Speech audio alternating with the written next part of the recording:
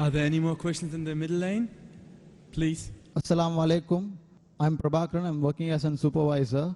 Firstly, I would like to know, there is a common saying in most of the religions that whoever follows God's sayings religiously will go to heaven, and if not, will go to hell.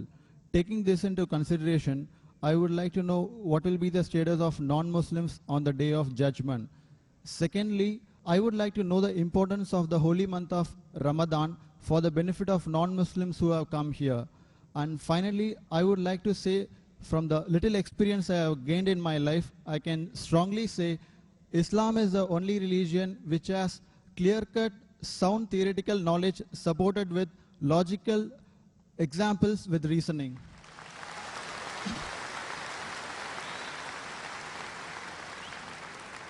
The brother asked 3 questions or 3 statements he had made.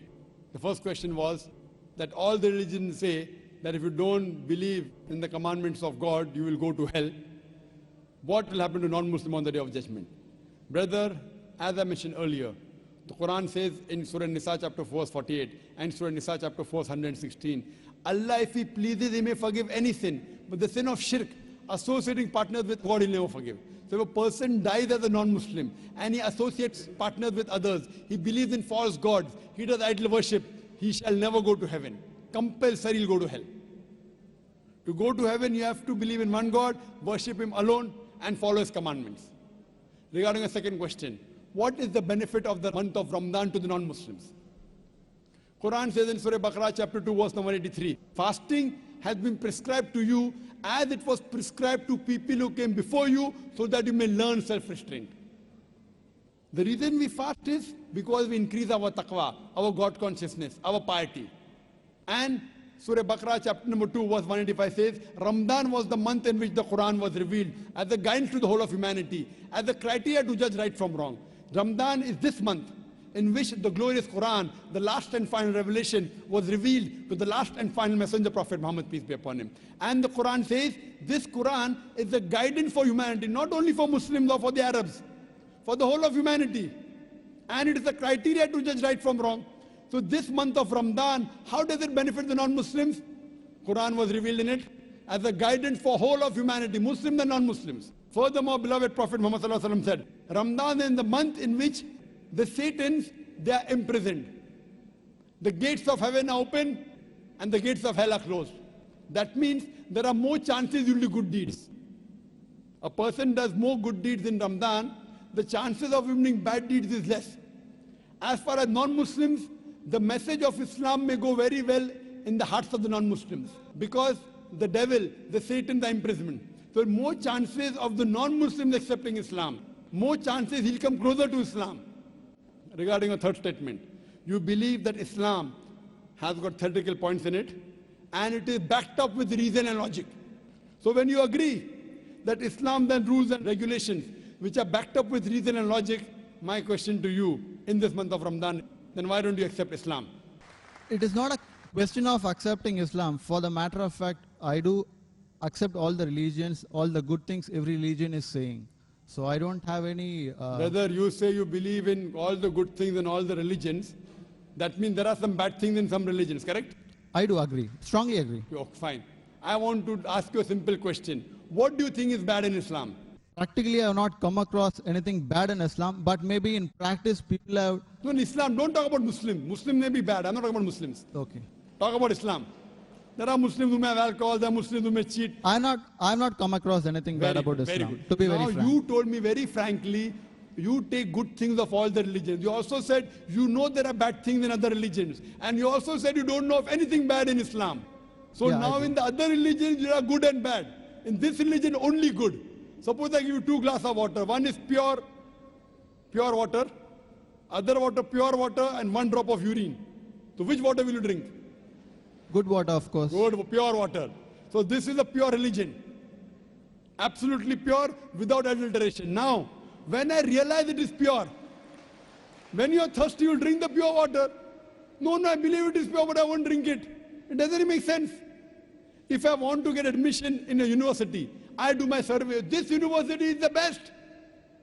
Why don't you take admission? No, I'll think about it. If you don't have the money to pay your fees, Fine. University is very good, but too expensive. I can't afford the fees. Islam is free. If you agree it's the best, you have to accept it. Or maybe it's a hypocrisy. See, if I agree it's the best, I have to accept it. If you know there are no faults, that means God will question you on the day of judgment. If you agree, God gave you the message in your heart, it is the best religion, why don't you accept it? See, if you agree it's the best, it's illogical. It's illogical not to accept it. If you think there's something bad, I will clarify your misconception now. If you agree it's the best religion, if you agree it's the most logical, unless you are illogical. If you are logical, you have to agree the most logical religion. Unless you consider yourself to be illogical, brother. You know, sometimes, brother, emotions. What will my mother say? What will my father say? What will society say? Muslim! So these things may prevent you from accepting. I agree. It's difficult. It's not easy, brother. But if you are logical, if you are scientific, you have to accept what is best. Therefore, I say, if someone proves to me any religion better than Islam, I will accept it. If someone proves to me today, anytime, there's any religion better than Islam, I am ready to accept. If someone proves to me Christianity is better, I am ready to accept Christianity. Someone proves to me Hinduism is better, I am ready to accept Hinduism. I am not just talking. I have discussions with the doctors of divinity, with the top Christians. I am not a scholar, I am a student. I consider myself to be a student of comparative religion. But I have dialogues and discussions and debates with the top scholars of Hinduism. You know the most popular Hindu speaker is Sri Ravi Shankar. Have you heard of him? Very much. Yes, he agreed with the Quran. I'm a big fan of him, in fact. You're a fan of him, mashallah.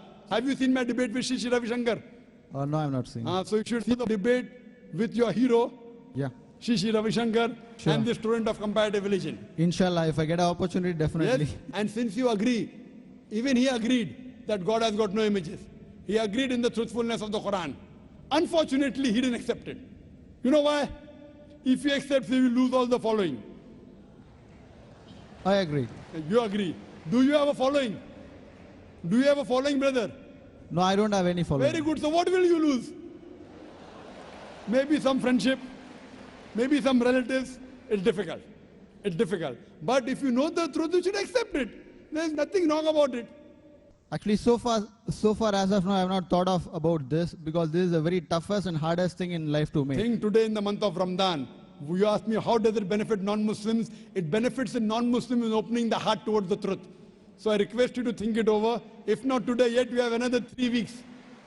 Another 2-3 weeks you have till the month of Ramadan. If not today, except in the month of Ramadan, it will benefit you. And inshallah, I can tell you that inshallah, if you accept Islam, all your previous sins will be forgiven. 100%. So today if you accept Islam, if suppose you die today, I can tell for sure you will go to Jannah. I'm not sure about myself, but about yourself I can tell you. Because the moment a person accepts Islam, all his previous sins are forgiven. If you accept Islam and if something happens to you today, I don't know about others. Inshallah, you'll go to Jannah. Thank you very much. So I'm waiting Assalamu for your alaikum. acceptance, brother.